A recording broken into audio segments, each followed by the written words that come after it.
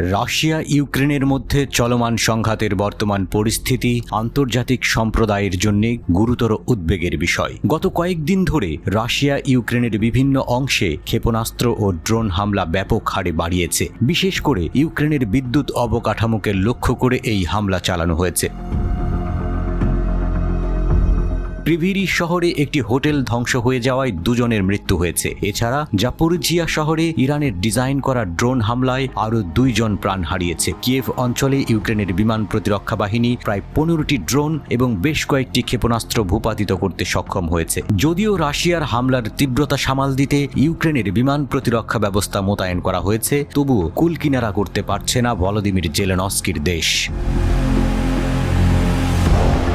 Russia সোমবার ইউক্রেনে 200টিরও বেশি ক্ষেপণাস্ত্র এবং ড্রোন নিক্ষেপ করেছে। এই আক্রমণ ইউক্রেনের শক্তি অবকাঠামোতে ব্যাপক ক্ষতি সাধন করেছে এবং 7 জন নিহত হয়েছে।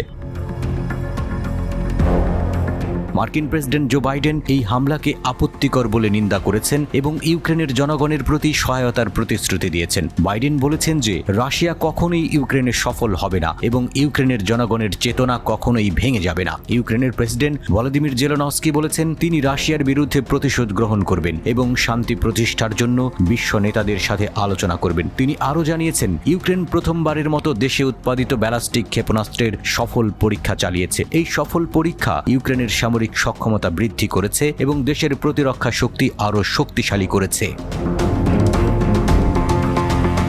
রাশিয়া কুরস্ক অঞ্চলে ইউক্রেনের অনুপ্রবেশের প্রতিশোধ নেবার দাবি করেছে। ইউক্রেনের সেনাপ্রধান জানিয়েছে ইউক্রেন কুরস্কে 1294 বর্গ কিলোমিটার এবং 100টি বসতি নিয়ন্ত্রণ করেছে। কুরস্ক অঞ্চলে ইউক্রেনের সেনারা গত 6 আগস্টে হঠাৎ করেই ঢুকে পড়ে। এরপর 7 দিনেই রাশিয়ার ভূখণ্ডের 1000 বর্গ কিলোমিটার এলাকা দখলে নেয়ার দাবি করে ইউক্রেন। ইউক্রেনের সেনাপ্রধান জেনারেল ওলেকজান্ডার সিরস্কি জানিয়েছেন কিয়েভের বাহিনী রাশিয়ার কুরস্ক অঞ্চলে অগ্রসর হচ্ছে। তবে মঙ্গলবার তিনি সতর্ক করে বলেছেন মস্কো পূর্ব পুকরভস্ক ফ্রন্টে তাদের সেনাবাহিনীকে শক্তিশালী করছে, সেখানে রুশ বাহিনী অগ্রসর হচ্ছে। তিনি জানান পুকরভস্ক ফ্রন্টের পরিস্থিতি বেশ কঠিন। শত্রু তাদের জনবল, অস্ত্র এবং সামরিক সরঞ্জামের সুবিধা কাজে লাগাচ্ছে। তারা সক্রিয়ভাবে কামান ও বিমান বাহিনী ব্যবহার করছে।